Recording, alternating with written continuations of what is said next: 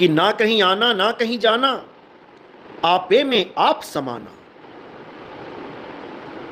बस जैसे ही आपे में आप समाना हो गया, उसके बाद ना कहीं आना ना कहीं जाना।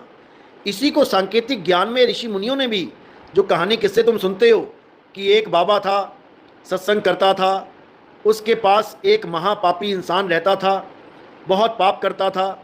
एक दिन वो बाबा के सत्संग में चला गया, एक घड़ी के लिए, एक घड़ी का उसने सत्संग सुन लिया। तब उसने बाबा से कहा, बाबा जो मैंने एक घड़ी का सत्संग सुना है उसका फल क्या होगा, क्या उसका मुझे कोई फायदा मिलेगा? तो बाबा कहते, जब तुझे यमराज पकड़ के लेके जाएगा, यमदूत पकड़ के लेके जाएंगे, तो उनको कह देना कि मेरे कर्मों का फल तो मुझे बाद में देना, पहले इस एक घड़ी के सत्संग का फल मुझे दे दो।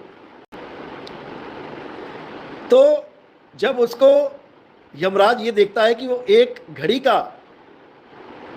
घड़ी सत्संग का फल पहले चाहता है, चलो दे देते हैं, जल्दी खत्म हो जाएगा, वापस घसीट के नरकों में डाल देंगे। तो जब वो एक घड़ी का फल मांगता है, तो क्या होता है वो एक घड़ी का फल, कि उसी कमरे में, एक कमरा होता है वहां पे, उसमें वही बाबा बैठा होता है और उस बाबा के पास जाना होता है, बस एक घड़ी बैठ के वापस आना है। एक घड़ी सत्संग का मतलब एक घड़ी बाबा जी के पास बैठ के वापस आ जाना है। तो जब वो उस कमरे में घुस जाता है तो बाबा जी के पास बैठ जाता है और बाबा जी को कहता है, बाबा जी मैंने एक घड़ी का जो फल था वो पहले मांग लिया है, ये घड़ी तो खत्म होने वाली है, मुझे वापस जाना पड़ेगा। तो बाबा कहता, तुझे कौन कह रहा वापस जा?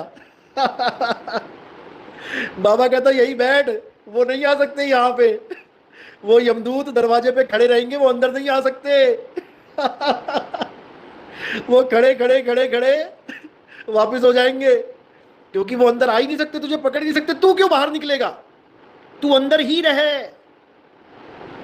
यही है कुरुम गुण, इसी को कहते हैं कुरुम गुण।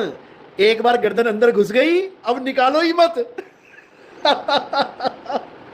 मूर्ख होगा जो निकालेगा।